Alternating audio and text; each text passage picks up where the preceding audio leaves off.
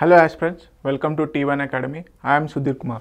Friends, APPSC Group 2 Mains MCQ series లో భాగంగా Indian ఎకానమీలో వచ్చేసి మనం బ్యాంకింగ్ గురించి ఈ యొక్క సెషన్లో మనం డిస్కస్ చేద్దాం. బ్యాంకింగ్కి సంబంధించిన MCQస్ని ఈ సెషన్లో క్లియర్గా చూద్దాము. సో మీకు అందరికీ తెలిసిందే ఈ సిరీస్ యొక్క మెయిన్ ఇంటెన్షన్ ఏంది, త్రూ MCQs ద్వారా మీ సబ్జెక్ట్ని రివైజ్ చేయడము. ఓకే, ఎగ్జామ్ ప్యాటర్న్లో ఏ విధంగా క్వశ్చన్స్ అడుగుతున్నాడు, అలాగే రీసెంట్ ట్రెండింగ్ టాపిక్స్ ఏమున్నాయో దాని నుంచి ఈ MCQs అనేటివి ఫ్రేమ్ చేయడం జరిగింది. First of all going to the session. Thanks అండి, చాలామంది చాలా బాగా రెస్పాన్స్ వస్తుంది మా యొక్క ఈ ఇనిషియేటివ్కి. సో అలాగే మీ ఫ్రెండ్స్కి కూడా ఈ వీడియోస్ని షేర్ చేయండి. అలాగే మా టెలిగ్రామ్ గ్రూప్లో కూడా మేము రీసెంట్గా ఏమైతే కరెంట్ అఫైర్స్ ఉంటాయో అవన్నీ ఆర్టికల్స్ అనేటివి పోస్ట్ చేయడం జరుగుతుంది. మీ దగ్గర నుంచి ఒకే ఒక కాంట్రిబ్యూషన్ కావాల్సింది ఏంటంటే ఈ యొక్క ఫ్రీ ఇనిషియేటివ్కి, ఈ ఫ్రీ ప్లాట్ఫామ్కి మీరు చేయాల్సింది ఒకే ఒకటి ఏంటంటే ఈ ఛానల్ని ప్రమోట్ చేయడము. మాకు అంతకుమించి ఇంకేం అవసరం లేదు మీ దగ్గర నుంచి. ఓకే, సో మీరు మీ ఫ్రెండ్ సర్కిల్లో టెలిగ్రామ్కి సబ్స్క్రైబ్ చేసుకోమని చెప్పండి. అలాగే మా యొక్క ఈ యూట్యూబ్ ఛానల్ని కూడా సబ్స్క్రైబ్ చేసుకోమని చెప్పండి. సో లేటెస్ట్ అప్డేట్స్ అనేది మేము మా టెలిగ్రామ్ గ్రూప్లో ఈజీగా పోస్ట్ చేయడానికి ఉంటుంది కాబట్టి మీకు ఇన్ఫర్మేషన్ అనేది కూడా వితిన్ సెకండ్స్లో షేర్ అవుతుంది. Okay, let's start the session. First question వచ్చేసి consider the following statements regarding currency regulation in India అని అడుగుతున్నాడు. సో బ్యాంకింగ్లో సంబంధించి ఫస్ట్ క్వశ్చన్ అండి. సో కరెన్సీ రెగ్యులేషన్ గురించి కింది ఇచ్చినటువంటి స్టేట్మెంట్స్ని ఒకసారి గమనించమంటున్నాడు. Okay, the Reserve Bank of India Act 1934 vest the RBI with responsibility of currency management and coinage అంటున్నాడు. ఓకే, సెకండ్ స్టేట్మెంట్ కనుక చూసుకున్నట్లయితే the Reserve Bank of India is responsible for printing and regulating the denomination of currency notes to be circulated. Which of the statements given above is are correct అంటున్నాడండి.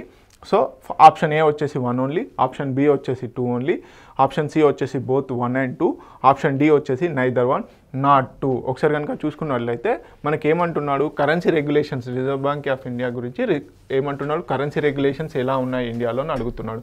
So first statement కనుక decode చేసినట్లయితే the Reserve Bank of India Act 1934 ప్రకారం RBI with the responsibility of currency management and coinage అంటున్నాడు. So ఒకసారి గమనించినట్లయితే మనకి అందరికీ తెలిసిందే RBI అని వచ్చేసి మనకి నోట్లను ముద్రిస్తుంది, అంటే కరెన్సీని ముద్రిస్తుందని తెలుసు. కానీ ఈ కాయినేజ్ మేనేజ్మెంట్ ఏదైతే ఉందో ఇది RBI చేయదు. Okay, so this is the wrong statement. ఎవరు, గవర్నమెంట్ ఆఫ్ ఇండియా చేస్తుంది. The Reserve Bank of India is responsible for printing and regulating the denomination of currency notes in to be circulated. ఇది జాగ్రత్తగా గమనించండి. అంటే ఇక్కడ ఏమంటున్నాడు స్టేట్మెంట్లో, రిజర్వ్ బ్యాంక్ ఆఫ్ ఇండియానే రెస్పాన్సిబుల్, డినామినేషన్ ఏ డినామినేషన్ అయినా రిజర్వ్ బ్యాంక్ ఆఫ్ ఇండియా తనంతట తానుగా డిసిషన్ తీసుకొని ప్రింట్ చేసి సర్క్యులేట్ చేస్తుంది అంటున్నాడు. కాదండి, డినామినేషన్స్ అనేటి డిసైడెడ్ బై ది గవర్నమెంట్. కాకపోతే రిజర్వ్ బ్యాంక్ ఆఫ్ ఇండియా పలానా నోట్స్ని, అంటే ఒక వాల్యుయేషన్ 100 రూపీస్ నోట్స్ కానీ 200 రూపీస్ నోట్స్ కానీ 300 రూపీస్ నోట్స్ కానీ ప్రింట్ చేయొచ్చు అని చెప్పేసి సజెషన్స్ ఇస్తుంది అంతే, ఎవరికి, గవర్నమెంట్కి. కానీ ఏ టైప్ ఆఫ్ నోట్స్, అంటే ఎంత denomination, 10 rupees notes, 20 rupees notes, 30 ఇట్లా డినామినేషన్, ఇంత డినామినేషన్తో ప్రింట్ చేయండి అని మాత్రం డిసైడ్ చేసేది మాత్రం ఎవరండి, government of India. Okay, government of India. So this is also wrong statement. So correct answer అంటున్నాడు. ఓకే, కరెక్ట్ స్టేట్మెంట్స్ ఏమున్నాయి, 2 స్టేట్మెంట్స్ కూడా wrong. So option D is the correct answer. ఒకసారి కనుక డీటెయిల్గా డిస్కషన్ చేస్తున్నట్లయితే మనకి RBI యాక్ట్ ఏదైతే ఉందో 1934 ప్రకారము ఏవైతే కరెన్సీ ప్రింటింగ్ మాత్రం రెగ్యులేషన్స్ మాత్రం RBI చేతుల్లో ఉంటుంది. కాకపోతే కాయినేజెస్ ఏవైతే 1 rupee coins, 5 rupees coins, 10 rupees coins ఏవైతే ఉంటాయో దాన్ని కాయినేజ్ యాక్ట్ 2011 ప్రకారం గవర్నమెంట్ ఆఫ్ ఇండియానే చేస్తుంది. అలాగే మనకి RBI act reserve Bank of India 1934 ప్రకారం డినామినేషన్ ఆఫ్ కరెన్సీ, అంటే 100 రూపీస్ కరెన్సీ నోట్స్ మెయింటైన్ చేయాలా, 300 మెయింటైన్ చేయాలా, 500, 1000, 10,000 అనేది డిసైడ్ చేసేది మాత్రము ఎవరు, government, central government of India. Okay, so మెయిన్గా ఏంటంటే మనకి ఈ RBI యాక్ట్ 1934 ప్రకారం అప్ టు 10,000 నోట్ వరకు కూడా ప్రింట్ చేసుకునే ఛాన్సెస్ ఉన్నాయి. ఓకే, సో కాకపోతే సజెషన్స్ మాత్రం రిజర్వ్ బ్యాంక్ ఆఫ్ ఇండియానే ఇస్తుంది. కాకపోతే డిసైడింగ్ ఫ్యాక్టర్ వచ్చేసి ఎవరండి, government of India. This is all about the question. Okay, if you want you can pause and note it down. Next question కనుక చూసుకున్నట్లయితే which of the following parameters from the basis for the difference between non banking financial companies and banks అంటున్నాడు. So సింపుల్గా non banking finance companies ఏవైతే ఉంటాయో like chit funds కానీ home loans ఏవైతే ఉంటాయో వాటికి సంబంధించిన బ్యాంక్స్, అలాగే బ్యాంక్స్కి సంబంధించి రెగ్యులర్ బ్యాంక్స్ అంటే public sector banks, schedule banks సంబంధించి నా క్వశ్చన్ డిఫరెన్స్గా ఏముంది ఆ రెండింటి మధ్యలో ఎన్బిఎఫ్సిస్కి అలాగే బ్యాంకింగ్కి రియల్ బ్యాంక్స్కి సంబంధించిన డిఫరెన్స్ అడుగుతున్నాడు. ఓకే, ఒకసారి కనుక చూసుకున్నట్లయితే ఫస్ట్ స్టేట్మెంట్ కనుక చూసుకున్నట్లయితే NBFCs cannot accept demand deposits. Second statement కనుక చూసుకున్నట్లయితే NBFCs do not form part of the payment and settlement system అంటున్నాడు. అలాగే థర్డ్ స్టేట్మెంట్ కనుక చూసుకున్నట్లయితే NBFCs are not under the purview of deposit insurance facility, deposit insurance and credit guarantee corporation. So select the correct answer using the code given below. A వచ్చేసి 1 only, B వచ్చేసి 1 and 2 only, C వచ్చేసి 2 and 3, D వచ్చేసి 1, 2 and 3. Okay, ఒకసారి కనుక స్టేట్మెంట్స్ని కనుక decode చేసినట్టయితే NBFCs cannot accept demand deposits. Yes అండి, this is the correct statement. Banks మాత్రమే డిమాండ్ డిపాజిట్స్ని యాక్సెప్ట్ చేస్తాయి. Okay, NBFCs non banking finance companies ఏవైతే ఉంటాయో అవి మాత్రం డిమాండ్ డిపాజిట్ని చేయవు. అలాగే NBFCs do not form part of the payment and settlement system అండి. ఎస్ అండి, బ్యాంక్స్ మాత్రమే చెక్స్ అంటే పేమెంట్ అండ్ సెటిల్మెంట్ సిస్టంలో డైరెక్ట్గా ఇప్పుడు సపోజ్ మనం ఏదైనా ఎన్బిఎఫ్సిస్కి వెళ్ళి చెక్ ఇవ్వమంటే వాళ్ళు ఏం చేస్తారంటే ఒక డిఫరెంట్ బ్యాంక్ పేరు మీద చెక్ ఇస్తారు కానీ వాళ్ళ ఓన్ బ్యాంక్ పేరు మీద చెక్ ఇవ్వరు. ఓకే, అంటే వేరే రెగ్యులేటర్ బ్యాంక్ ఏదైతే ఉంటుందో దాని పేరు మీదనే ఇస్తారు, కానీ వాళ్ళ ఓన్ బ్యాంక్ ఏదైతే ఉంటుందో నేమ్ ఉంటుందో అలాంటి వాటిపైన ఇవ్వరు అనమాట. So this is also correct అనమాట. అంటే ఓన్ చెక్ బుక్స్ ఇష్యూ చేసేందుకు ఛాన్సెస్ లేవు ఎన్బిఎఫ్సిస్కి. అలాగే NBFCs are not under the purview of deposit insurance facility of deposit insurance and credit guarantee corporation. యాక్చువల్గా ఏంటంటే మనం బ్యాంక్స్లో డిపాజిట్ చేసిన అమౌంట్కి కొంత ఇన్సూరెన్స్ అనేది ఉంటుంది. అది ఇప్పుడు 5 lakhs వరకు ఉంది. అంటే మనము ఎంత డిపాజిట్ అని కాదండి, ఒకవేళ బ్యాంకులో బ్యాంక్రప్ట్ అయితే ఏదైనా ఒక పబ్లిక్ సెక్టర్ బ్యాంక్ కానీ ఏదైనా ప్రైవేట్ బ్యాంక్ కానీ బ్యాంక్రప్ట్ అయిందనుకుంటే లాసెస్ వచ్చినప్పుడు ఒకవేళ మన అమౌంట్ ఇంతకంటే ఎక్కువగా ఉన్నప్పుడు కూడా 5 lakhs వరకు గ్యారంటీ అయితే రిటర్న్స్ ఉంటాయన్నమాట. సో 5 lakhsకి ఇన్సూరెన్స్ ఉంటుంది. కానీ ఎన్బిఎఫ్సిస్లో ఉన్నటువంటి ఏదైతే అమౌంట్ ఉంటుందో దానికి ఇన్సూరెన్స్ అనేది ఉండదు. So this is also correct అన్నమాట. Okay, not under the purview అంటున్నాడు. Okay, this is the keyword, not under the purview. So అన్ని స్టేట్మెంట్స్ కూడా కరెక్ట్ అయినవే. సో దీన్ని బట్టి ఆ కరెక్ట్ ఆప్షన్ ఏంటి, D is the correct answer. Okay, మనకి ఎన్బిఎఫ్సిస్ అనేటి కంపెనీస్ యాక్ట్ 1956 అండ్ 2013 ఏదైతే ఉందో దాని కింద రిజిస్టర్ అయి ఉంటాయి కాబట్టి ఇవి ఆర్బీఐ గైడ్లైన్స్ కిందకి వస్తాయి. కాకపోతే ఏంటంటే మేనేజ్మెంట్ ఫుల్ అథారిటీ అనేది ఉండదు. కాకపోతే వాటికి చెక్స్ బుక్స్ కానీ డిమాండ్ డిపాజిట్స్ కానీ తీసుకునే ఛాన్సెస్ ఉండవు. These are the differences between the NBFCs and banks అనమాట. బ్యాంక్స్కి వీటన్నిటిలో ఉన్నటువంటి యాక్సెప్ట్ ఏది డిమాండ్ డిపాజిట్స్ తీసుకునే ఛాన్సెస్ ఉంటాయి, ఓన్ చెక్ బుక్స్ ఇష్యూ చేసే ఛాన్సెస్ ఉంటాయి. అలాగే ఇన్సూరెన్స్ ఫెసిలిటీ కూడా ఉంటుంది. మన అమౌంట్ ఏదైతే ఉంటుందో ఆ అమౌంట్ కూడా ఒకవేళ బ్యాంక్ లాస్ అయితే తిరిగి పే చేసే ఛాన్సెస్ ఉంటాయి. Okay, this is all about NBFCs difference between the banks and ఎన్బిఎఫ్సిస్కి సంబంధించి అనమాట. సో చెప్పాను కదా, కంపెనీస్ యాక్ట్ 1956 2013 ప్రకారము మనకి ఈ ఎన్బిఎఫ్సిస్ రిజిస్టర్ అయి ఉంటాయి. Okay, so acceptance of demand deposits చూసాం కదండి, బ్యాంక్స్ మాత్రం చేయగలుగుతాయి ఓన్గా, అలాగే ఎన్బిఎఫ్సిస్ చేయలేవు. నెక్స్ట్ వచ్చేసి part of the payment and settlement సిస్టంలో బ్యాంక్స్ వచ్చేసి ఓన్ చెక్ బుక్స్ ఇష్యూ చేస్తాయి, దీంట్లో చేయవు. అలాగే డిపాజిట్ ఇన్సూరెన్స్ ఏదైతే ఉందో అది కూడా ఎన్బిఎఫ్సిస్కి వర్తించదు, బ్యాంక్స్కి వర్తిస్తుంది. This is the difference between. అలాగే మనకందరికీ తెలుసు బ్యాంకింగ్ రిఫార్మ్స్ అనేవి చాలా మట్టికి జరుగుతూ ఉంటాయి. ఎవ్రీ ఇయర్ ఎవ్రీ డికేడల్కి కొన్ని మేజర్ చేంజెస్ వస్తూ ఉంటాయి. వరల్డ్ ఎకానమీ అప్డేట్ అయినా కొద్దీ ఎలా అయితే పెరుగుతూ పోతుందో కొన్ని రిఫార్మ్స్ అనేవి తీసుకొస్తూ ఉంటారు. సో దాంట్లో భాగంగా మన ఇండియన్ బ్యాంకింగ్ సిస్టంలో కూడా ఇప్పుడు నేషనలైజేషన్ ఆఫ్ బ్యాంక్స్ 2 సార్లు చేశారు. తర్వాత ఒకప్పుడు సిఆర్ఆర్ ఎస్ఎల్ఆర్కి సంబంధించి ఎలాంటివి లేవు. సో ఆ బ్యాసెల్ నామ్స్ ఇలాంటికి సంబంధించి కమిటీ రిపోర్ట్స్ అనేటివి ఉంటాయి. సో దానికి సంబంధించిన క్వశ్చనే వివిధ సందర్భాలలో కొన్ని కమిటీస్ అనేటివి వేయడం జరిగింది. దాంట్లో భాగంగానే లాగానే ఒక్కొక్కసారి ఇలాంటి క్వశ్చన్స్ కూడా అడుగుతాడు మ్యాచ్ ద ఫాలోయింగ్లో. కానీ ఇప్పుడు రీసెంట్గా మ్యాచ్ ద ఫాలోయింగ్కి బదులు which of the following pairs are correct అనేది అడుగుతున్నాడు. That is the trending type of questions అనమాట.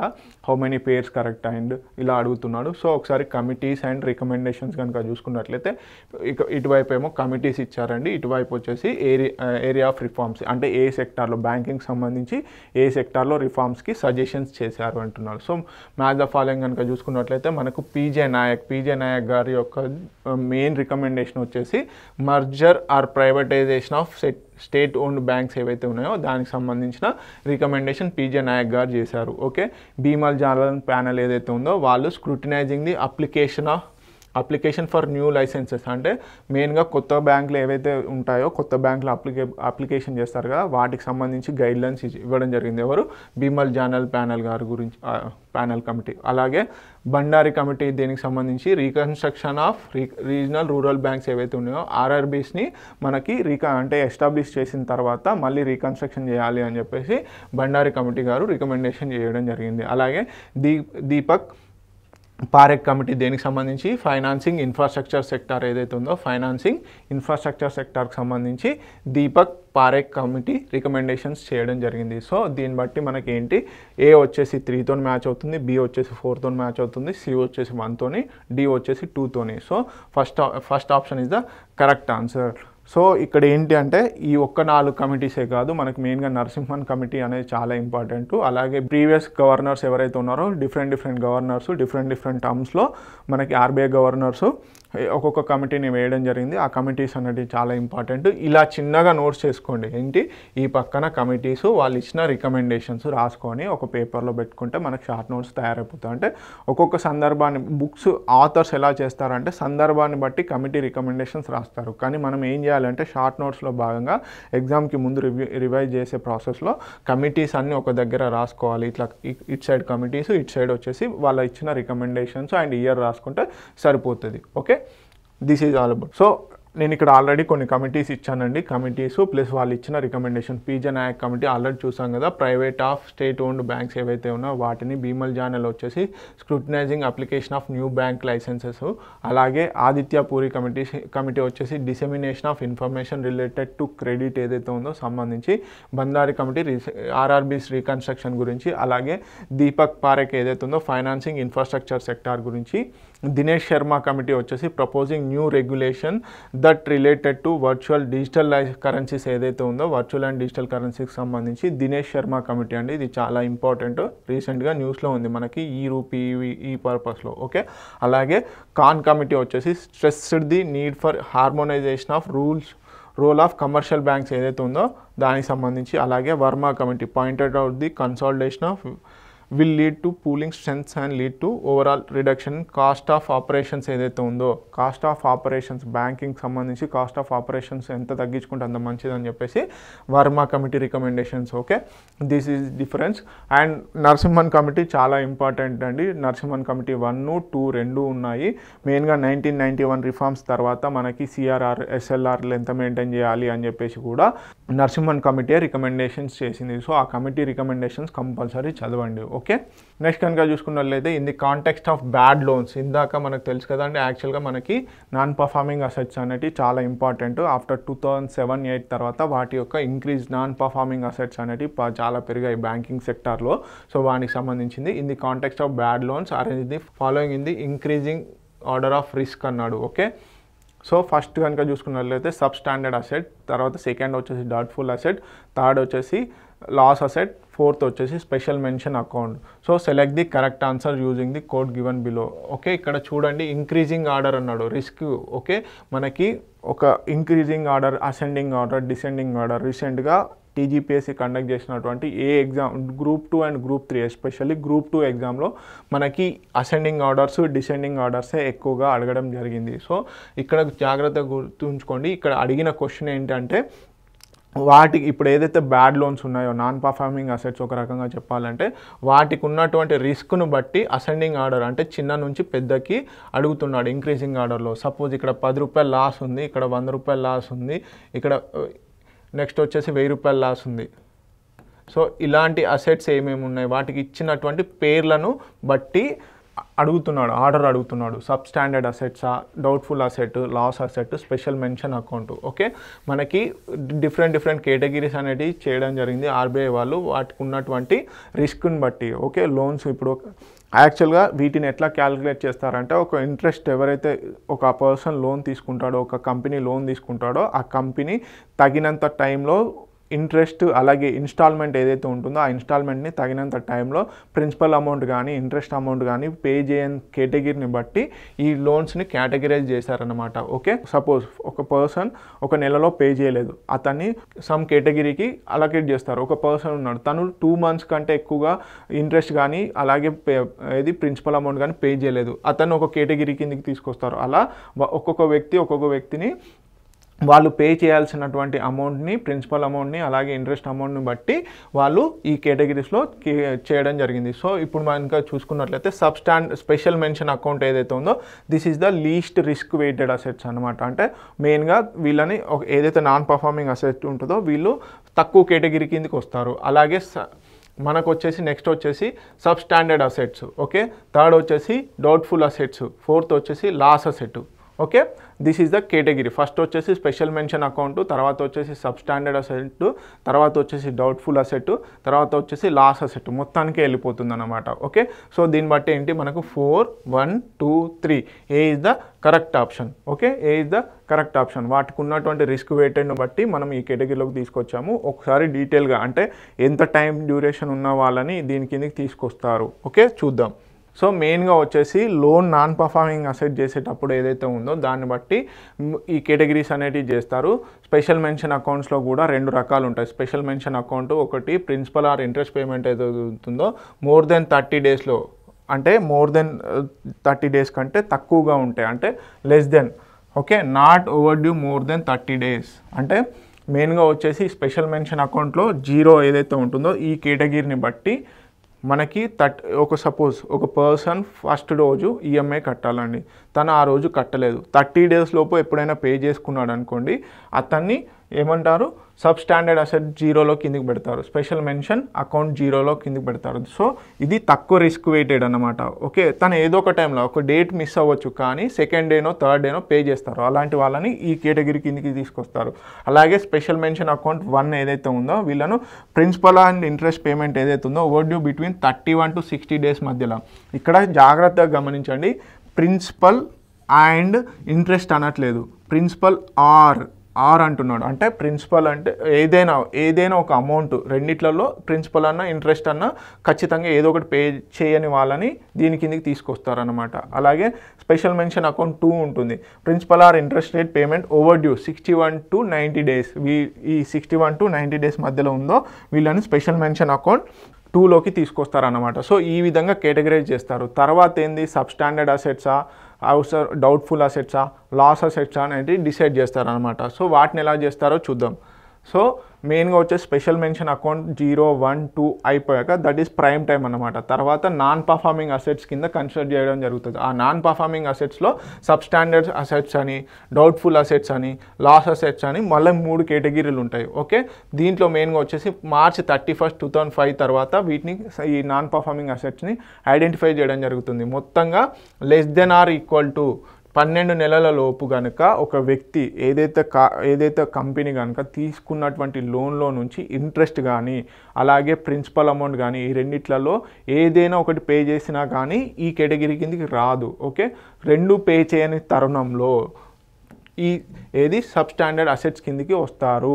అలాగే నెక్స్ట్ డౌట్ఫుల్ అసెట్స్ ఏదైతే ఉందో more than 12 months, okay, more than 12 months కంటే ఎక్కువగా ఉన్నట్టయితే ప్రిన్సిపల్ అమౌంట్ కానీ ఇంట్రెస్ట్ అమౌంట్ కానీ పే చేయని తరుణంలో వీళ్ళని డౌట్ఫుల్ అసెట్స్ కిందగా పరిగణిస్తారు. అలాగే లాస్ అసెట్స్ వీళ్ళ దగ్గర నుంచి రికవరీ చేయడం ఇంపాసిబుల్ అని అర్థము. Okay, this is all about bad loans, అంటే నాన్ పర్ఫార్మింగ్ అసెట్స్కి సంబంధించిన డీటెయిల్ ఇన్ఫర్మేషన్. ఓకే, నెక్స్ట్ కనుక చూసుకున్నట్లయితే consider the following statements regarding the credit information companies in India. ప్రజెంట్గా ట్రెండింగ్లో ఉన్న topic credit information, CIBIL score అంటారు, ఇరిక్స్ అంటారు కదా, వాటికి సంబంధించిన ఇన్ఫర్మేషన్. ఓకే, వాటికి సంబంధించిన క్వశ్చన్ అనమాట. Consider the following statements regarding the credit information companies in India.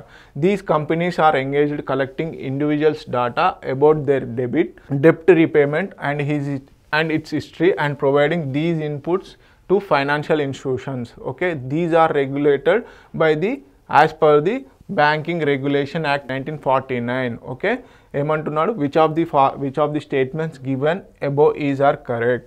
So first option వచ్చేసి 1 ఓన్లీ, బి వచ్చేసి 2 ఓన్లీ, థర్డ్ ఆప్షన్ వచ్చేసి బోత్ 1 and 2, డి వచ్చేసి నైదర్ 1 నాట్ 2. ఓకే, సో ఒకసారి కనుక చూసుకున్నట్లయితే ఏమంటున్నాడు, క్రెడిట్ ఇన్ఫర్మేషన్ కంపెనీస్ ఇండియాలో ఎస్టాబ్లిష్ చేశారు. అంటే ఒక బ్యాంకుకి సంబంధించి ఒక పర్సన్ వెళ్ళి లోన్ అడగాలి అన్న ప్రాసెస్లో అతను ఇంతకుముందు ఏమైనా లోన్స్ తీసుకున్నాడా, ఆ లోన్ ఎలా కట్టాడు, ప్రాపర్గా టైంకి కట్టాడా, ఎన్ని లోన్స్ ఉన్నాయి, ఎంతవరకు ఆయన శాలరీని బట్టి డిసైడ్ చేసేదే ఈ క్రెడిట్ ఇన్ఫర్మేషన్ కంపెనీస్ అన్నమాట.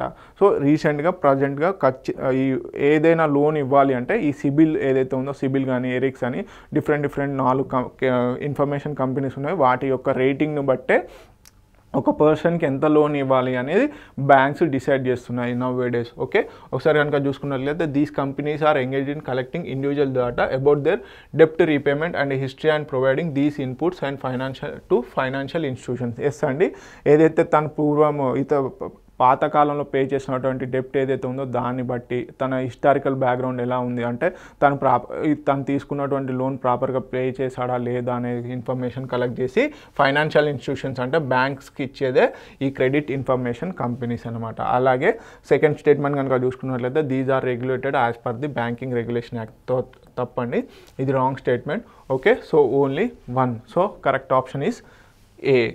So this is credit information companies అనేవి మనకు మామూలుగా ఇన్ఫర్మేషన్ మన హిస్టరీ అంతా కలెక్ట్ చేసుకొని దగ్గర పెట్టుకుంటాయి. ఎప్పుడైనా మనం కొత్తగా మళ్ళీ బ్యాంక్కి వెళ్ళి లోన్ అప్లికేషన్ చేసినప్పుడు ఆ బ్యాంక్ ఏం చేస్తారంటే డిఫరెంట్ కంపెనీస్ ఉంటాయి మనకు, ఆ ఇన్ఫర్మేషన్ కంపెనీస్, వాటి నుంచి డాటా కలెక్ట్ చేసుకొని మనకు ఎంత లోన్ వస్తుంది, మనకు లోన్ ఎలిజిబుల్ ఉందా లేదా అని డిసైడ్ చేసేది, దానికి సంబంధించిన మొత్తం ఇన్ఫర్మేషన్. ఓకే, అలాగే వచ్చేసి మనకు మెయిన్గా ఇండియాలో 4 ఇన్ఫర్మేటింగ్ కంపెనీస్ ఉన్నాయి. క్రెడిట్ ఇన్ఫర్మేటింగ్ కంపెనీస్ ఏమేమి ఉన్నాయంటే ఒకటి వచ్చేసి సిబిల్, అందరికీ చాలా ఫేమస్ ఇది. Okay, credit information bureau India limited. Okay, ఇది సిబిల్ స్కోర్ ఉందా, ఎంత ఉంది అని చెప్పేసి అలాగే అడుగుతారు కదా. అలాగే నెక్స్ట్ వచ్చేసి Equifax credit information service private limited. Okay, next వచ్చేసి Experian credit information company limited. Okay, next వచ్చేసి CRIF High Mark credit information service private limited. Okay, CRIF High Mark credit information service limited. ఈ 4 కూడా ఈ క్రెడిట్ ఇన్ఫర్మేషన్ కంపెనీస్ అండి ఇండియాలో ప్రజెంట్గా వర్కింగ్లో ఉన్నాయి. Okay, so మెయిన్గా ఇందాక చూసాం కదా బ్యాంకింగ్ రెగ్యులేషన్ యాక్ట్ కిందన, అంటే కాదు, credit information companies regulation act 2005 ఏదైతే ఉందో దాన్ని బట్టే ఈ క్రెడిట్ ఇన్ఫర్మేషన్ కంపెనీస్ని రెగ్యులేట్ చేయడం జరుగుతుంది. Okay, this is all about credit information companies. Okay, next question కనుక చూసుకున్నట్లయితే మనకి మెయిన్గా వచ్చేసి ఏముంది, which of the following are correctly matched అంటున్నాడు. మనకి మెయిన్గా మనకున్నటువంటి మనీ ఏదైతే ఉందో దాన్ని బ్యాంకింగ్ టర్మినాలజీలో కొంత హై పవర్డ్ మనీ అని, బ్రాడ్ మనీ అని, నారో మనీ అని, రిజర్వ్ మనీ అని కేటగిరీస్ అనేటివి ఉంటాయి. వాటికి సంబంధించిన క్వశ్చనే ఇది, చాలా ఇంపార్టెంట్. మనీ సర్క్యులేషన్ ఉన్ని ఈ M1, M2, M3 ఏదైతే ఉందో దీన్ని బట్టే క్యాలిక్యులేట్ చేయడం జరుగుతుంది. సో కరెక్ట్ మ్యాచెస్ ఏంటో చూద్దాం. M0 వచ్చేసి రిజర్వ్ మనీ, M1 వచ్చేసి నారో మనీ, 3 వచ్చేసి హై పవర్డ్ మనీ, 4 వచ్చేసి అంటే M3 వచ్చేసి బ్రాడ్ మనీ, M0 వచ్చేసి రిజర్వ్ మనీ, M1 వచ్చేసి నారో మనీ, M2 వచ్చేసి హై పవర్డ్ మనీ, M3 వచ్చేసి broad money. Select the correct answer using the code given below అంటున్నారు. మనందరికీ తెలుసు M0 వచ్చేసి రిజర్వ్ మనీ అండి. ఇది మెయిన్గా రిజర్వ్ బ్యాంక్ ఆఫ్ ఇండియా దగ్గర ఉన్నటువంటి క్యాష్ రిజర్వ్స్ ఏవైతే ఉంటాయో this is the basic money అన్నమాట. ఓకే, నెక్స్ట్ వచ్చేసి M1 వచ్చేసి నారో మనీ అండి. ఎస్ అండి, this is the narrow money. M2 వచ్చేసి హై పవర్డ్ మనీ అంటున్నాడు. కాదండి, this is not high powered money.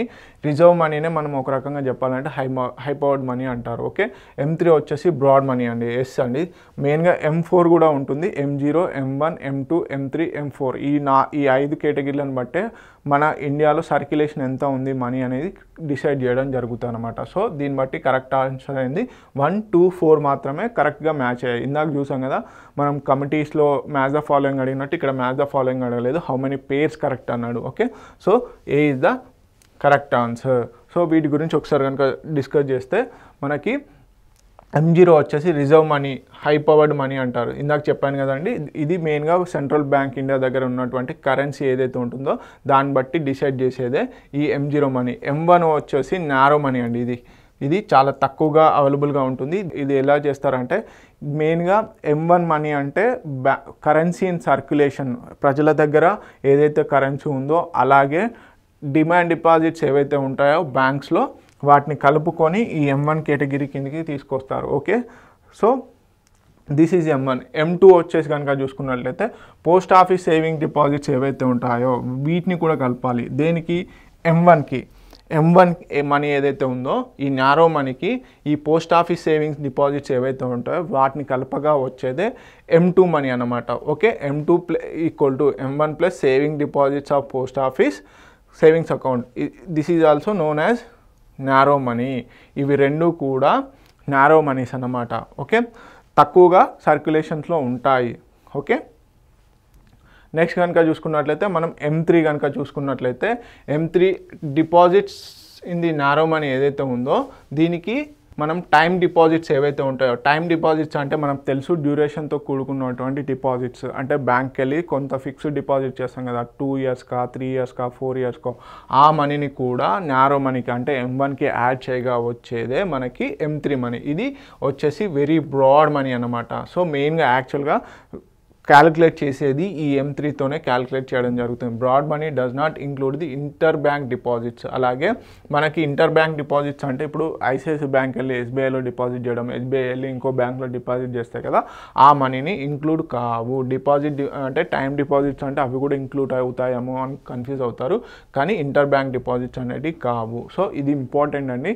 మనకి M1 మనీలో ఏమేమి ఉంటాయి, M2 మనీలో ఏమేమి ఉంటాయి, M3 మనీలో ఏమేమి ఉంటాయి అనేది చాలా ఇంపార్టెంట్. ఓకే, నెక్స్ట్ M4 కనుక చూసుకున్నట్లయితే M4 వచ్చేసి టోటల్ సేవింగ్ డిపాజిట్స్ ఏవైతే ఉంటాయో వి యాడ్ పోస్ట్ ఆఫీస్ డిపాజిట్స్ ఏవైతే ఇందాక మనం M1కి పోస్ట్ ఆఫీస్ డిపాజిట్స్ ఏవైతే ఉన్నాయో అవి యాడ్ చేయగా వచ్చేది M2. ఓకే, అలాగే ఇక్కడ M4కి ఏం చేస్తారు, M3 బ్రాడ్ మనీకి ఏదైతే ఉందో దానికి M4 total saving deposits post office ఏవైతే ఉందో ఎక్స్క్లూడింగ్ నేషనల్ సేవింగ్ సర్టిఫికేట్స్, మనం స్మాల్ సేవింగ్ సర్టిఫికేట్స్ ఉంటాయిగా వాటిని తీసివేయగా వచ్చేదే M4 అన్నమాట.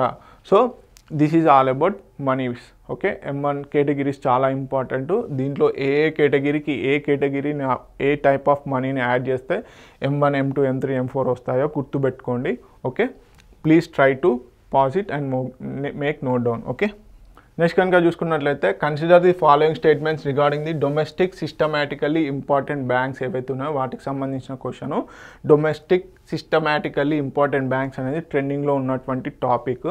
ఖచ్చితంగా అడుగుతాడు ఇక్కడ నుంచి ప్లస్ అలాగే కమిటీస్ నుంచి. బ్యాంకింగ్లో అందరూ SLR, CRR అది అయిపోయిందండి. ఇప్పుడు డొమెస్టిక్ సిస్టమికల్లీ ఇంపార్టెంట్ బ్యాంక్స్ నుంచి అలాగే ఈ రూపీ గురించి అడిగే ఛాన్సెస్ ఉన్నాయి. సో కంపల్సరీ చూడండి. These are systematically important banks which are important because of their size and are involved in cross jurisdictional activities అంటున్నాడు.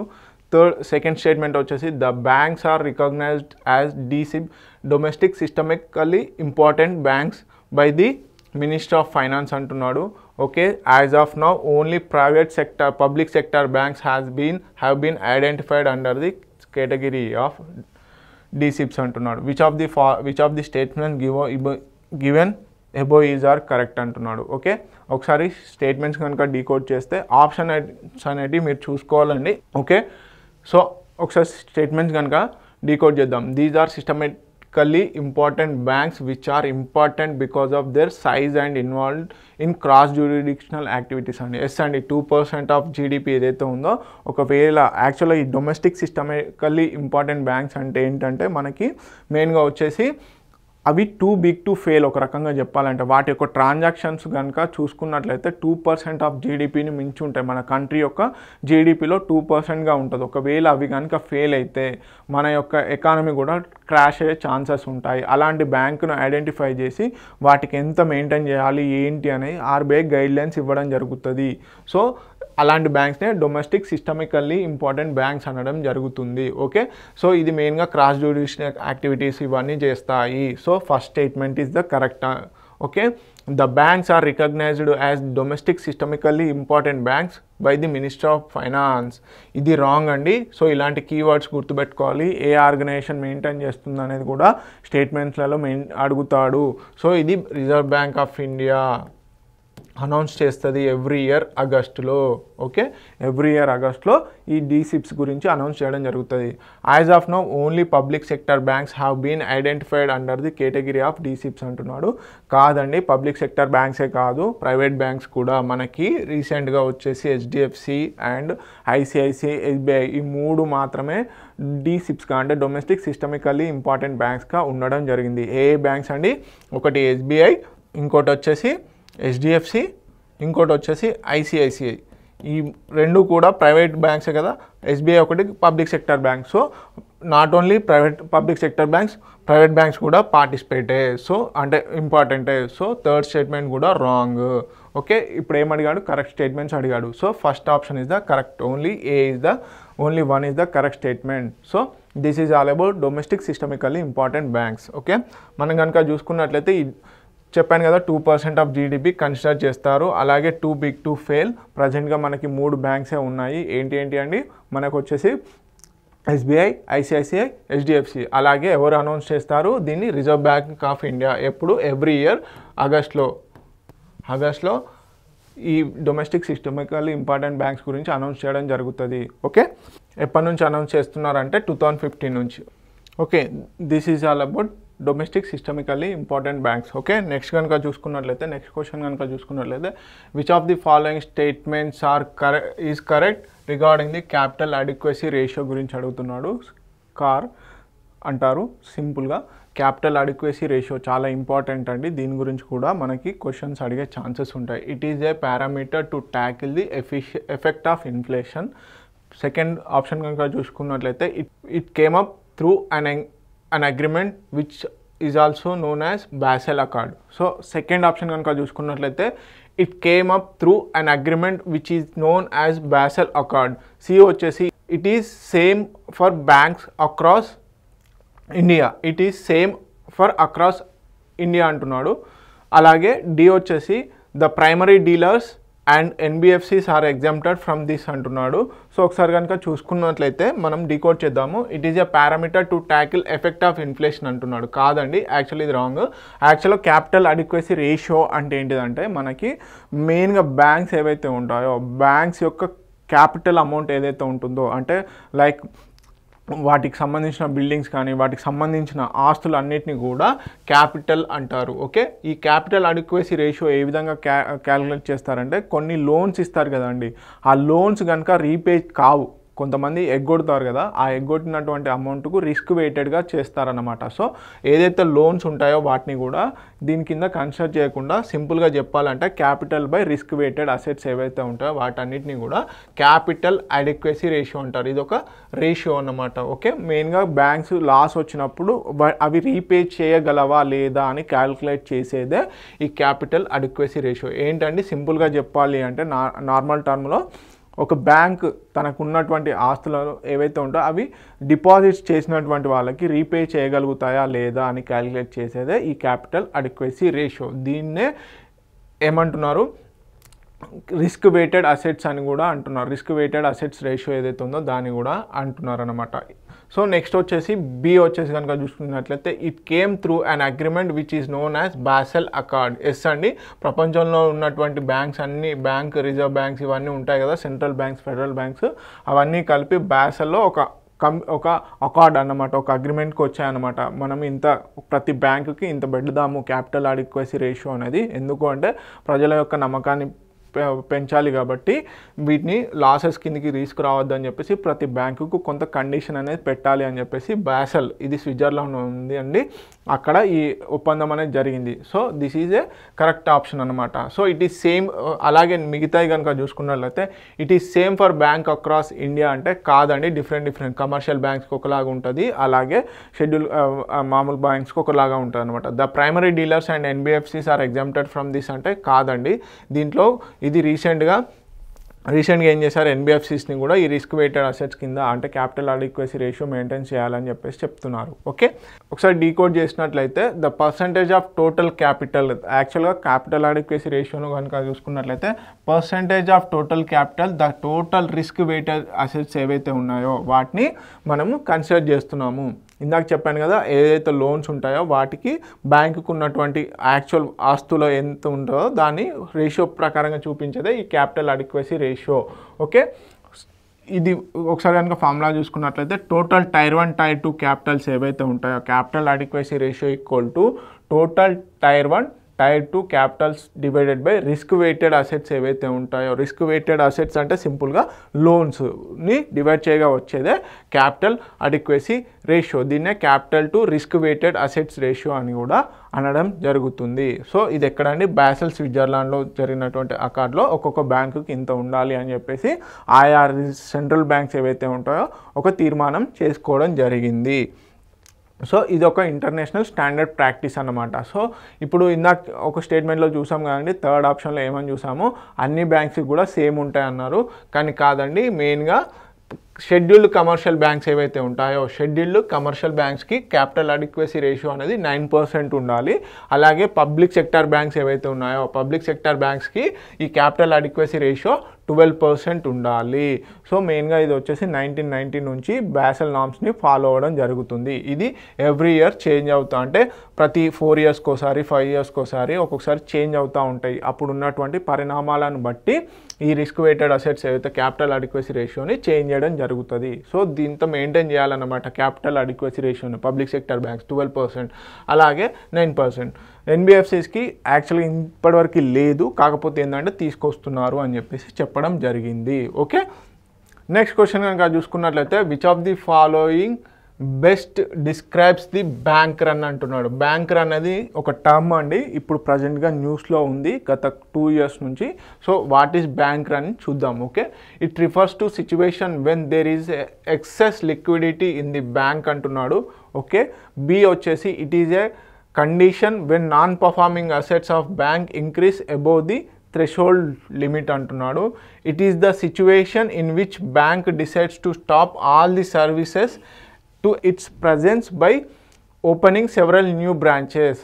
డి వచ్చేసి it is a situation when a large number of customers of a bank withdraw their deposit simultaneously. ఒకసారి కనుక చూసుకున్నట్లయితే ఏమంటున్నాడు, first option వచ్చేసి it refers to a situation when there is a excess liquidity in the bank అంటున్నాడు. కాదండి, మామూలుగా bank run అంటే ఇక్కడ టర్మినాలజీ కన్ఫ్యూజ్ అయిపోయి ఇది కరెక్ట్ ఆప్షన్ అని పెడతారు. కాదండి, అలాగే it is a condition when non performing assets of banks increase above the threshold limit. ఇది ఒక్కసారి చూద్దాం దీని గురించి. సి వచ్చేసి it is the situation in which banks decide to stop all the services to expand it's presence by opening several new branches. యాక్చువల్గా కొత్త banks new బ్రాంచెస్ని expand చేస్తాయి కదా, సో దానికి సంబంధించిన స్టేట్మెంట్. కానీ కాదండి, ఇది కూడా కాదు. So 2 statements wrong.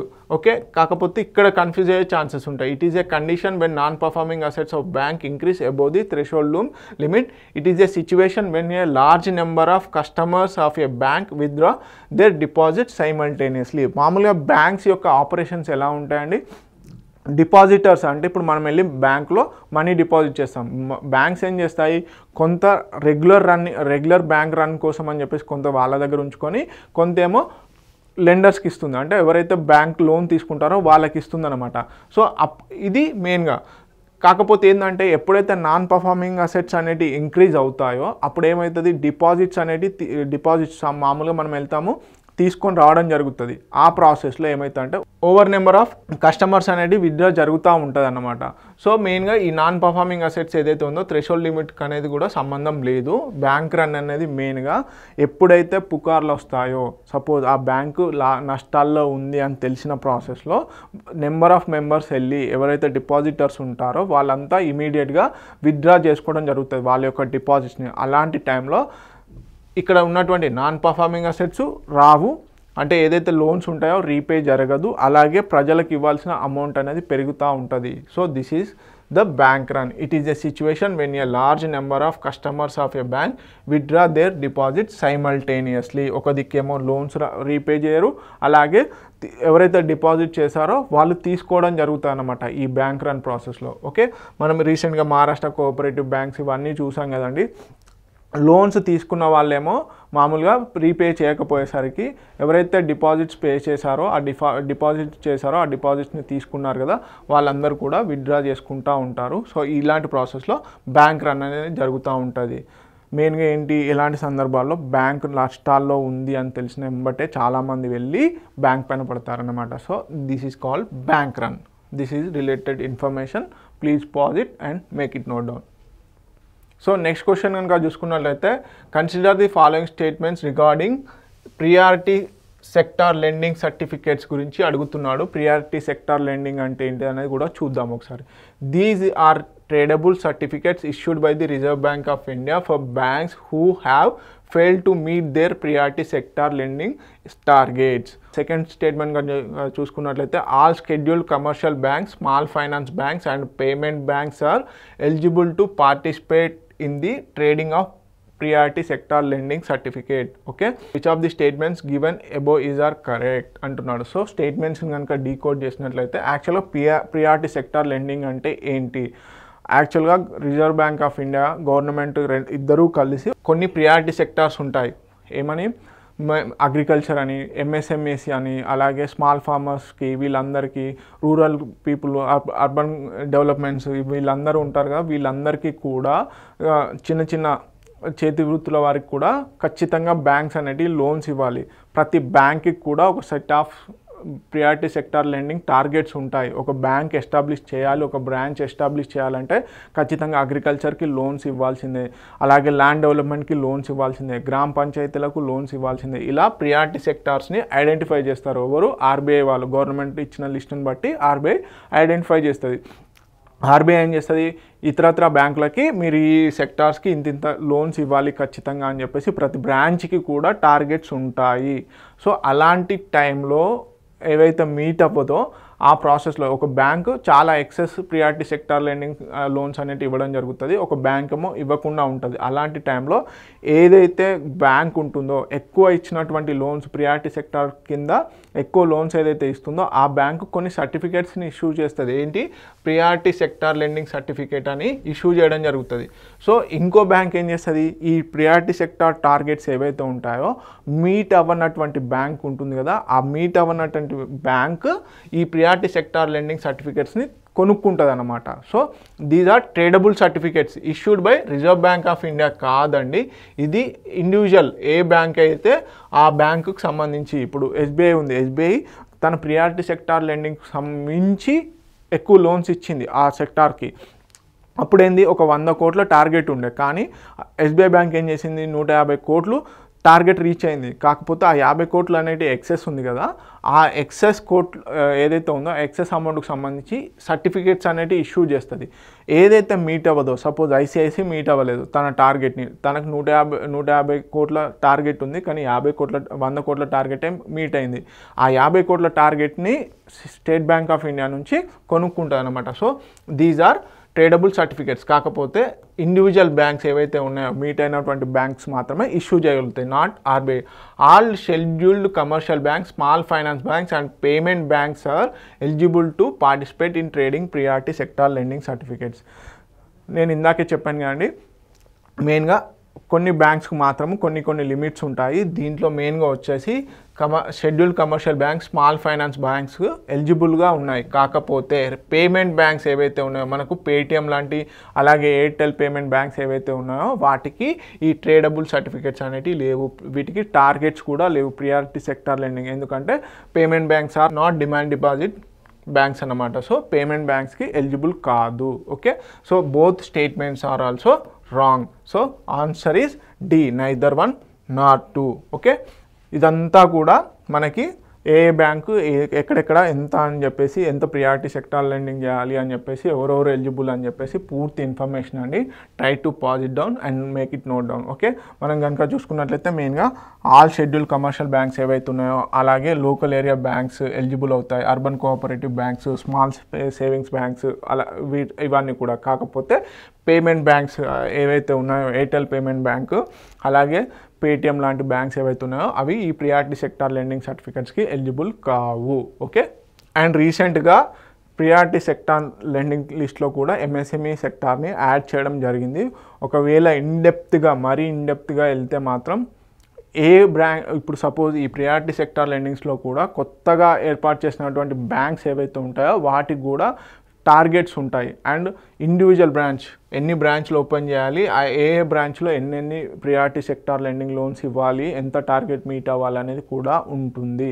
So ఇన్డెప్త్గా question అడిగితే మాత్రం అక్కడ కంపల్సరీ కాన్సన్ట్రేట్ చేయండి ఒకసారి. నెక్స్ట్ క్వశ్చన్ కనుక చూసుకున్నట్లయితే, consider the following statements regarding the currently introduced external bench mark based lending by the Reserve Bank of India. Marginal cost lending rate ఏదైతే ఉందో దాని ప్లేస్లో ఇప్పుడు ప్రజెంట్గా external bench mark based lending అనేది తీసుకొచ్చింది ఎవరు, ఆర్బీఐ. సో దానికి సంబంధించిన స్టేట్మెంట్స్ ఏంటి అని అడుగుతున్నాడు. It refers to the linking of floating rate loans of financial institution to an external benchmark like policy repo rate of the Reserve Bank of India. It is applicable only to the NBFCs banks అంటున్నాడు. Only banks, not NBFCs అంటున్నాడు. ఒకసారి కనుక చూసుకున్నట్లయితే which of the following given is are correct అంటున్నాడు. So you know the options.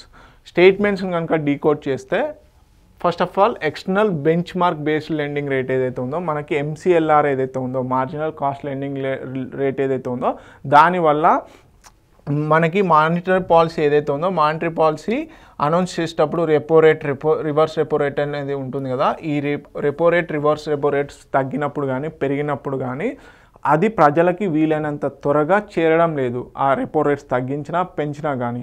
So దానివల్ల ఏమవుతుంది, bank యొక్క interest rates అనేవి ఎక్కువగానే ఉంటున్నాయి. సో దానివల్ల ప్రజలకి ఏం లబ్ధి పొందట్లేదు అని చెప్పేసి external bench mark based lending అనేది తీసుకురావడం జరిగింది.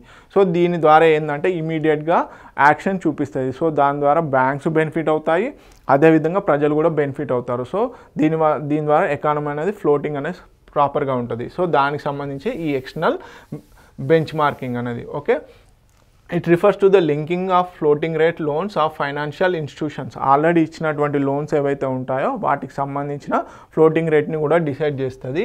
To an external benchmark like policy repo rate of the Reserve Bank of India. Yes అండి, ఇందాక చెప్పాను కదా, మెయిన్గా ఫ్లోటింగ్ అనేది ఇవ్వడం వల్ల ఎప్పుడైతే అనౌన్స్ చేశారో అప్పటి నుంచే ఏది ఎక్స్టర్నల్ బెంచ్ మార్క్ యూజ్ చేసుకొని ప్రజలకి అందుబాటులోకి తీసుకురావడం జరిగిందనమాట. So this is the correct statement. అలాగే it is applicable only to banks, not NBFCs. This is also correct అనమాట. సో మనకి ఇక్కడ కరెక్ట్ స్టేట్మెంట్స్ అడిగాడు కాబట్టి C both 1 and 2 is the correct answer. మనకి MCLR, marginal cost lending rate అంటే ఏంటిది, అలాగే external benchmark lending rate అంటే ఏంటిది అనేది కంపల్సరీ చూసుకోండి. మెయిన్గా ఎంసీఎల్ఆర్కి ఏదైతే ఉందో, మార్జినల్ కాస్ట్ లెండింగ్ రేట్ ఏదైతే ఉందో, దీనికి అప్డేటెడ్ వర్షనే ఈ external bench mark based lending. Okay, this is all about external bench mark rating గురించి. ఓకే, నెక్స్ట్ క్వశ్చన్ కనుక చూసుకున్నట్లయితే, in the context of Indian banking ఈ కుబేర్ రిఫర్స్ టు. రీసెంట్గా న్యూస్లో ఉందండి గత 1 year 2 years నుంచి. సో ఈ కుబేర్ అంటే ఏంటిదనే చూద్దాం. ఫస్ట్ ఆప్షన్ వచ్చేసి a single window mechanism provided by Reserve Bank of India for granting licences to small finance banks అంటున్నాడు. బి వచ్చేసి an online portal for disbursing loans related to Pradhan Mantri Mudra Yojana అంటున్నాడు. C వచ్చేసి the core banking solution of the Reserve Bank of India అంటున్నాడు. D వచ్చేసి an online platform for trading and mobilising idly lying gold. Okay, idly lying gold ఏదైతే ఉందో దానికి సంబంధించి. Okay, so మెయిన్గా చూసుకున్నట్లయితే ఈ కుబేర్ అనేది తీసుకురావడం జరిగింది ఎవరు, రిజర్వ్ బ్యాంక్ ఆఫ్ ఇండియా. దేనికోసము అంటే it is a core banking solution అండి. మెయిన్గా ఒక బ్యాంకుకు ఒక్కొక్క అకౌంట్ ఉంటుంది, ఒకే ఒక అకౌంట్ ఉంటుంది. సపోజ్ ఎస్బీఐ తీసుకుందాం, దానికి సంబంధించి ఒకే అకౌంట్. సో వాళ్ళు ఎక్కడి నుంచైనా ఆపరేట్ చేసేటట్టు ఈ కుబేర్ని అనే ప్లాట్ఫామ్, ఆన్లైన్ ప్లాట్ఫామ్ను తీసుకురావడం జరిగింది. అలాగే not only for banks, even also governments కూడా.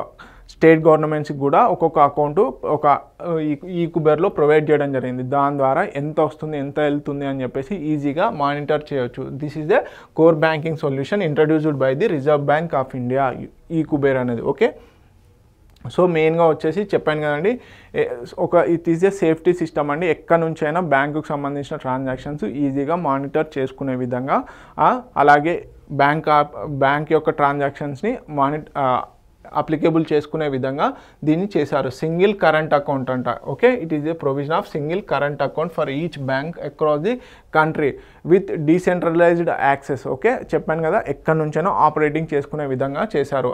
అదేవిధంగా స్టేట్ అండ్ సెంట్రల్ గవర్నమెంట్స్ కూడా ఒక్కొక్క అకౌంట్ ఇవ్వడం జరిగింది, ఈచ్ ఇండివిజువల్ అకౌంట్. దాని ద్వారా వాళ్ళ యొక్క మొత్తం ట్రాన్సాక్షన్స్ అనేటివి కూడా ఆ అకౌంట్లోనే ఉంటాయి ఒక గవర్నమెంట్కి సంబంధించి. Okay, this is all about ఈ కుబేర్. నెక్స్ట్ క్వశ్చన్ కనుక చూసుకున్నట్లయితే, which of the following entities can be declared wilful defaulter by bank? Non performing assets తర్వాత విల్ఫుల్ డిఫాల్టర్ అనేటివి కూడా ఉన్నాయి. విల్ఫుల్ డిఫాల్టర్ అనేది ఒక వర్డ్, దాన్ని డిఫైన్ చేయడం జరిగింది ఎవరు? రిజర్వ్ బ్యాంక్ ఆఫ్ ఇండియా, కేటగిరీస్ను బట్టి. సో దానికి సంబంధించి ఎవరు విల్ఫుల్ డిఫాల్టర్ అని అడుగుతున్నాడు. సో స్టేట్మెంట్స్ కనుక చూసుకున్నట్లయితే, ఫస్ట్ స్టేట్మెంట్ వచ్చేసి a person who has defaulted in repayment obligation even when he was capacity to pay. Second కనుక చూసుకున్నట్లయితే, a company that has diverted funds purpose other than for which it was borrowed. A person who has sold the assets bought by the lender's fund without informing the bank.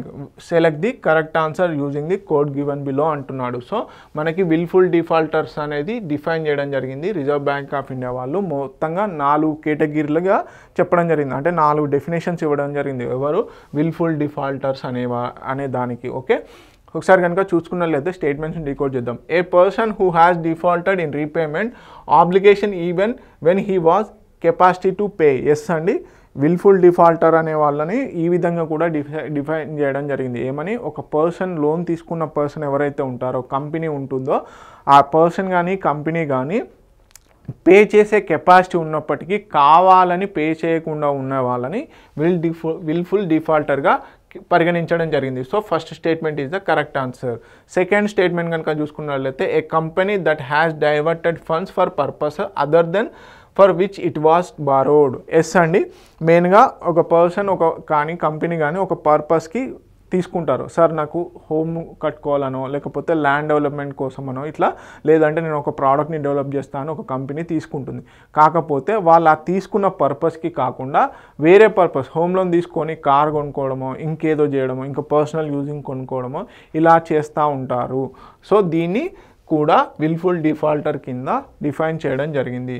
అలాగే a person who has sold the asset bought by the lenders fund without informing the bank. Yes అండి, వీళ్ళని కూడా wilful డిఫాల్టర్గా పరిగణించడం జరిగింది. ఏంటండి, మెయిన్గా ఏదైతే బ్యాంక్ నుంచి లోన్ తీసుకొని ఒక అసెట్ని, ఒక క్యాపిటల్ని ఎస్టాబ్లిష్ చేస్తాడో, ఆ ఎస్టాబ్లిష్ చేసినటువంటి క్యాపిటల్ని మనం మెయిన్గా ఈ లోన్ తీసుకున్నటువంటి వాళ్ళు ఏం చేస్తారు అంటే, బ్యాంకుకి ఇన్ఫార్మ్ చేయకుండా, అంటే లోన్ టర్మ్ అనేది పూర్తి కాకముందే వితౌట్ ఇన్ఫర్మేషన్తోని ఈ అసెట్స్ అనేటి అమ్మివేయడం జరుగుతుంది. సో వీళ్ళని కూడా విల్ఫుల్ డిఫాల్టర్గా పరిగణించడం జరిగింది. So correct option is D, all the statements are correct.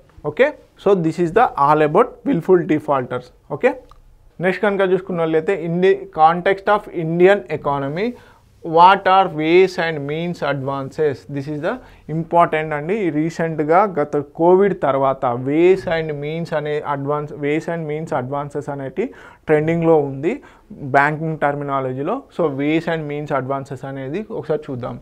These are part of the infrastructure project financing mechanism by the National Investment and Infrastructure Fund అంటున్నాడు. బి వచ్చేసి these are loans advanced by World Bank by developing economy. C వచ్చేసి these are temporary loans advanced by RBI to central and state governments అంటున్నాడు. D వచ్చేసి these are loans advanced by the International Monetary Fund to overcome the financial crisis. First of all ways and means advances అంటే ఏంటో చూద్దాం. మేజర్గా reserve Bank of India ఏం చేస్తా అంటే, governments, central government కానీ స్టేట్ గవర్నమెంట్కి కానీ కొన్నిసార్లు ఫండ్స్ అనేవి షార్ట్ ఫాల్ అవుతూ ఉంటాయి, జీతాలు కానీ ఇవన్నీ చెల్లించేందుకు కొంత షార్ట్ ఫాల్ అవుతూ ఉంటుంది.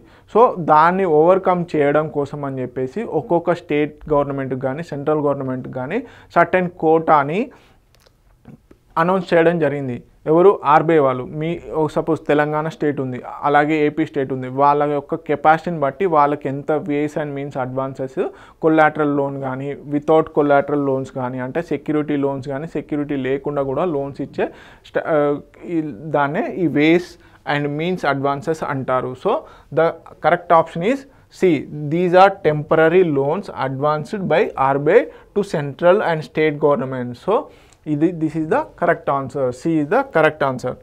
So this is the overall ways and means advances గురించి. So this is a temporary mismatches ఏవైతే ఉంటాయో వాటిని ఓవర్కమ్ చేయడానికి కోసం అని చెప్పేసి గవర్నమెంట్స్కి హెల్ప్ చేస్తుంది. ఎవరు? ఆర్బీఐ. దాని ప్రకారం అండి ఆర్బీఐ యాక్ట్ 1934 ఏదైతే ఉందో దాంట్లో సెక్షన్ 17(5) ప్రకారము ఈ వేస్ మీన్స్ అండ్ అడ్వాన్సెస్ అనేది తీసుకురావడం జరిగింది. సో దీంట్లో 2 కేటగిరీలు ఉంటాయి. ఒకటేమో నార్మల్ కేటగిరీ, అలాగే స్పెషల్ కేటగిరీ. నార్మల్ కేటగిరీలో ఎలాంటి సెక్యూరిటీస్ లేకుండా ఇచ్చేదాన్నే మామూలుగా నార్మల్ కేటగిరీ లోన్స్ అంటారు. అలాగే స్పెషల్ అంటే మెయిన్గా వీళ్ళకి వచ్చేసి సెక్యూరిటీ అడ్వాన్సెస్ ఏవైతే ఉంటాయో, అంటే ఏదో ఒకటి ఖచ్చితంగా కొలాటరల్ కింద పెట్టాల్సిందే, ఐదర్ ల్యాండ్ డాక్యుమెంట్స్ ఇంకేదైనా వీళ్ళకి చూపించాల్సిందే ఆర్బీఐకి, అప్పుడు అవి ఇస్తారనమాట.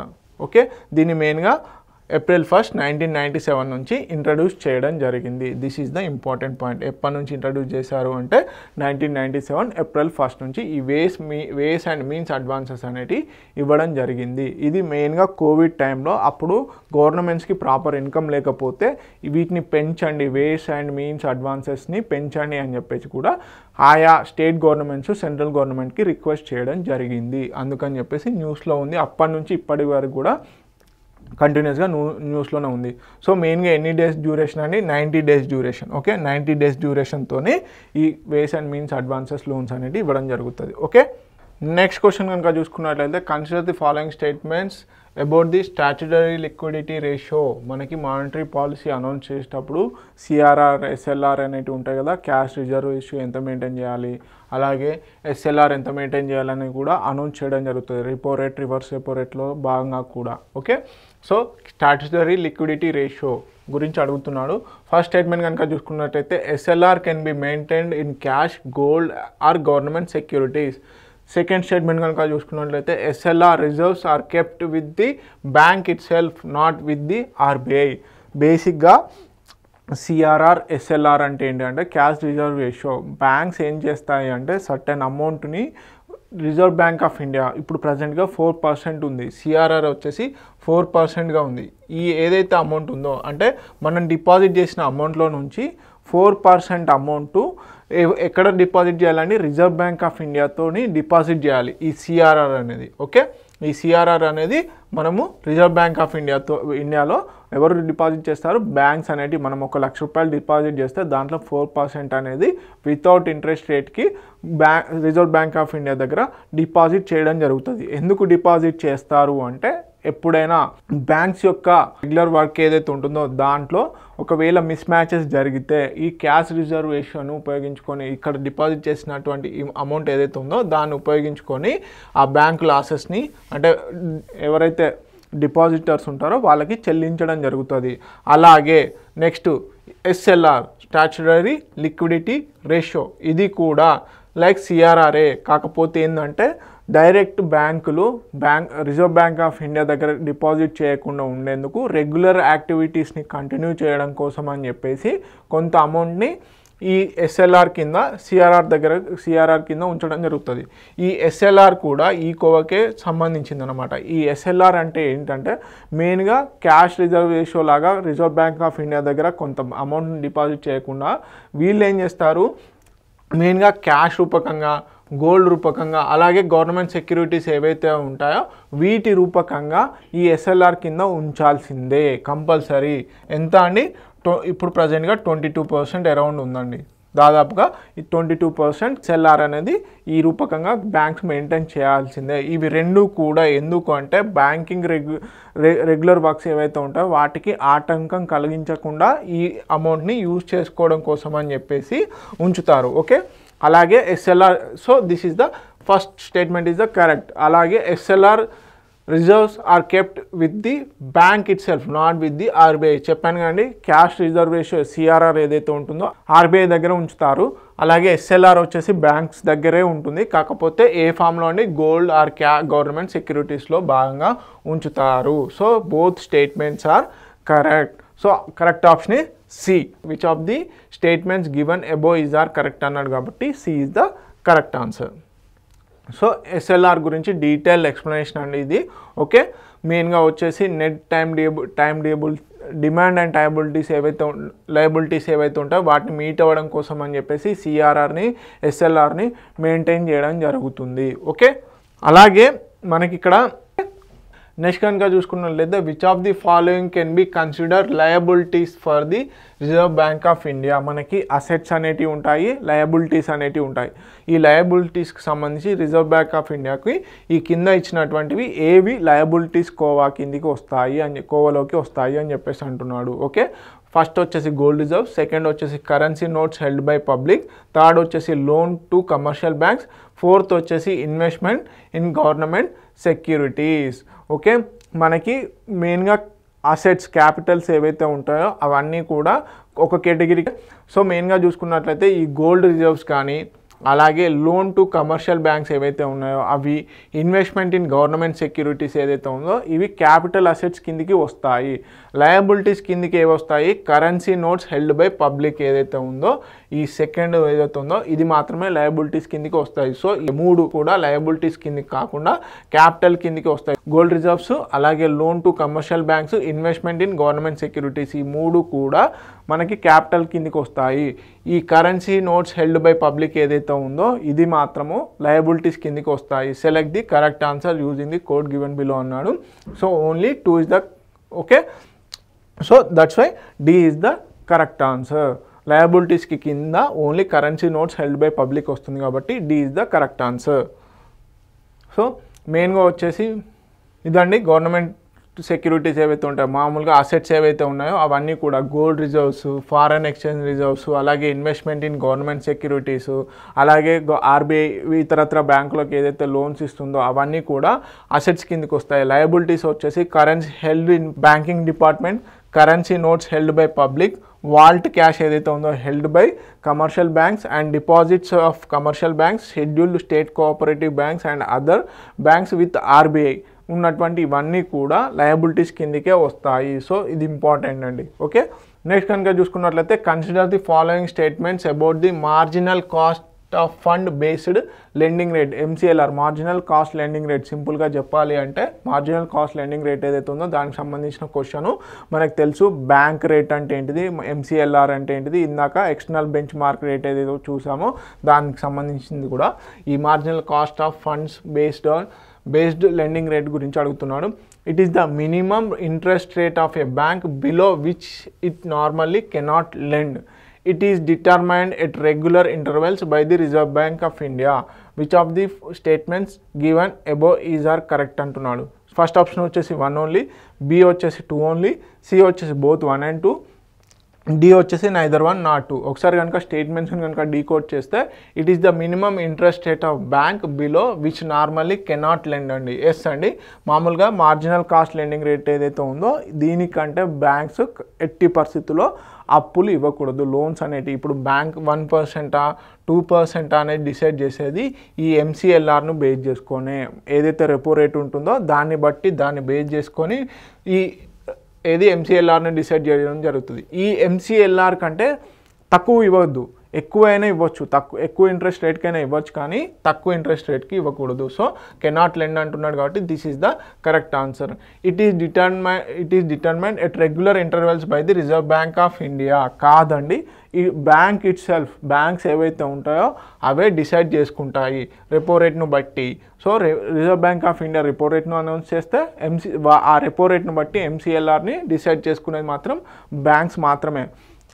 సో వాళ్ళ యొక్క ఓన్ ఇంట్రెస్ట్ రేట్ని వాళ్ళే డిసైడ్ చేసుకోవడం జరుగుతుంది, దానికంటే తక్కువ మాత్రం ఇవ్వకూడదు. Okay, Reserve Bank of India కాదండి. So this is the wrong statement. So correct answer is A only, 1 only. Okay, first option is the correct answer. Okay, మనం ఆల్రెడీ చూసాము, బ్యాంక్ ఇంటర్నల్గా డిసైడ్ చేస్తాయి క్యాష్ రిజర్వ్ రేషియోని బట్టి, ఇవన్నీ operating cost ఇవన్నిటిని బట్టి ఈ ఎంసీఎల్ఆర్ని డిసైడ్ చేయడం జరుగుతుంది. So this is all about. దీన్ని ఎప్పుడు తీసుకొచ్చారండి? మెయిన్గా రిజర్వ్ బ్యాంక్ ఆఫ్ ఇండియా వాళ్ళు 1 ఏప్రిల్ 2016 నుంచి తీసుకురావడం జరిగింది. మామూలుగా అంతకుముందు బేస్ రేట్ను బట్టి, బేస్ రేట్ సిస్టమ్ ఏదైతే ఉందో దాన్ని రీప్లేస్ చేసిందనమాట ఈ ఎంసీఎల్ఆర్. ఎప్పటి నుంచి? 2010లో ఓకే ఇంట్రడ్యూస్ చేయడం జరిగింది. ఏదైతే బేస్ రేట్ను వచ్చేసి 2010లో ఇంట్రడ్యూస్ చేశారు. అలాగే ఎంసీఎల్ఆర్ రేట్ ఏదైతే ఉందో దాన్ని 2016లో ఇంప్లిమెంట్ చేయడం జరిగింది. అప్పటి నుంచి ఈ బేస్ రేట్ని ఈ ఎంసీఎల్ఆర్ అనేది రీప్లేస్ చేయడం జరిగింది. అంటే బేస్ రేట్కు బదులు ఎంసీఎల్ఆర్ని వాడుతున్నారు. ఇప్పుడు ఎక్స్టర్నల్ బెంచ్ మార్కింగ్ ఏదైతే ఉందో దాన్ని వాడుతున్నారు ఎంసీఎల్ఆర్ ప్లేస్లో. ఓకే, నెక్స్ట్ క్వశ్చన్ కనుక చూసుకున్నట్లయితే, with reference to which of the following defines the cash deposit ratio గురించి అడుగుతున్నాడు. కింద ఇచ్చినటువంటి డెఫినేషన్స్లో ఏది క్యాష్ డిపాజిట్ రేషియో ఏదైతే ఉందో దాన్ని డిఫైన్ చేస్తుంది అంటున్నాడు. Ratio of money held by the public in currency that they hold in bank deposits. Second option కనుక చూసుకున్నట్లయితే, proportion of the total deposits commercial banks keep as reserves అంటున్నాడు. C వచ్చేసి ratio of cash held by banks in comparison to gold అంటున్నాడు. D వచ్చేసి ratio of cash reserve ratio to statutory liquidity ratio fixed by RBI అంటున్నాడు. So ఒకసారి కనుక చూస్తున్నట్లయితే మనకి cash deposit ratio అన్నాడు. సో క్వశ్చన్లోనే అర్థమవుతుంది క్యాష్ డిపాజిట్ రేషియో ఏదైతే అంటే ప్రజల దగ్గర ఉన్నటువంటి అమౌంట్ ఏదైతే ఉందో ఆ అమౌంట్ని బ్యాంక్లో డిపాజిట్ చేస్తారు కదా. సపోజ్ 100 రూపాయలు ఉన్నాయి, నేను 100 రూపాయలే డిపాజిట్ చేస్తాను కాదు కదా. సో ఒక 70 రూపీస్ బ్యాంక్లో డిపాజిట్ చేస్తాను. ఈ అమౌంట్కి ఈ అమౌంట్ రేషియో ఏదైతే ఉందో దాన్ని క్యాష్ డిపాజిట్ రేషియో అంటారు. So first option is the correct answer. Ratio of money held by the public in currency to that they hold in bank deposits. ఏదైతే అమౌంట్ ఉంటుందో బ్యాంక్లో దాన్ని క్యాష్ డిపాజిట్ రేషియో అంటారు. Okay, this is all about cash deposit ratio. Okay, next కనుక చూసుకున్నట్లయితే, which of the following activities can be performed by the small finance banks గురించి question. Small finance బ్యాంక్స్కు సంబంధించి మనకు రీజనల్ రూరల్ బ్యాంక్స్, అలాగే urban cooperative banks. Urban cooperative banks ట్రెండింగ్లో ఉందండి, అది compulsory చూసుకోండి. వాటి పైన కూడా క్వశ్చన్స్ అడిగే ఛాన్సెస్ ఉంటాయి. కోఆపరేటివ్ బ్యాంక్స్లో మల్టీ స్టేట్ కోఆపరేటివ్ బ్యాంక్స్కి సంబంధించి కూడా ఉంది. ఎందుకంటే కోఆపరేటివ్ సొసైటీస్ అనేటివి మనకి రీసెంట్గా ఉంది. ఇందులో మనకి రీసెంట్ అమెండ్మెంట్ కూడా తీసుకురావడం జరిగింది. దీనికి సంబంధించి కూడా అడిగారు. సో ఒకసారి చూసుకోండి కోఆపరేటివ్ సొసైటీస్. ఓకే, కోఆపరేటివ్ సొసైటీకి సంబంధించి కూడా చూసుకోండి.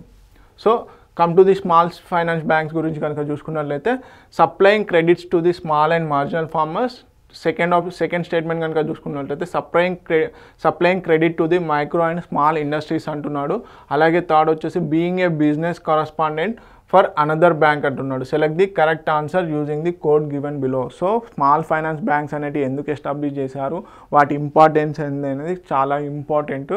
సో దాంట్లో భాగంగానే ఇవేంటి మెయిన్గా ఇంటెన్షన్ ఏంటంటే, మనకి బ్యాంకింగ్ సర్వీసెస్ అనేవి ఈజీగా ప్రొవైడ్ చేయడం కోసం అని చెప్పేసి ఈ స్మాల్ ఫైనాన్స్ బ్యాంక్స్ అనేటివి తీసుకురావడం జరిగింది. మామూలుగా స్మాల్ అండ్ మార్జినల్స్, అలాగే చిన్న చిన్న కుటీర పరిశ్రమలు ఉంటారు కదా, వాళ్ళకి ఏదైతే లోన్స్ రిక్వైర్మెంట్ ఉంటుందో, వాళ్ళ యొక్క మనీ డిపాజిట్స్ ఉంటాయో వాటిని ఆపరేట్ చేయడం కోసం అని చెప్పేసి ఈ స్మాల్ ఫైనాన్స్ బ్యాంక్స్ తీసుకురావడం జరిగింది.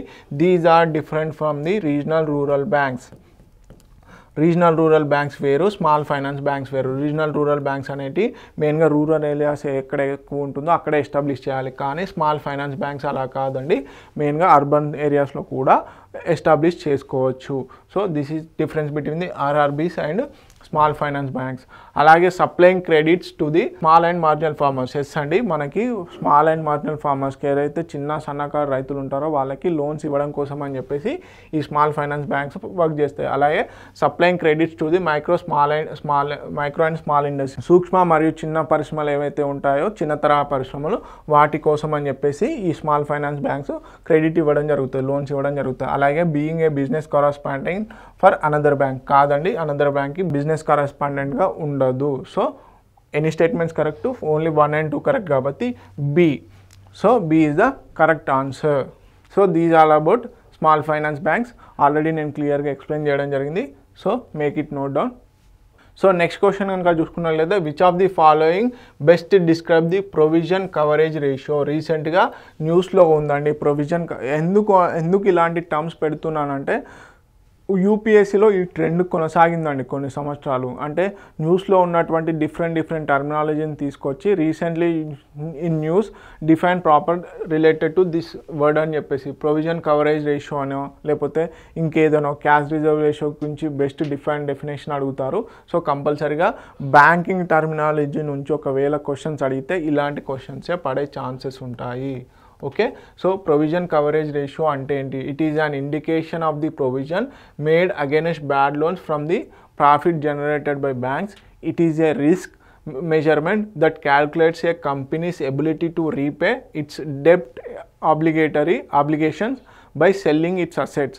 C వచ్చేసి it is the ratio of total discounted collaterals on the total loan amount requested.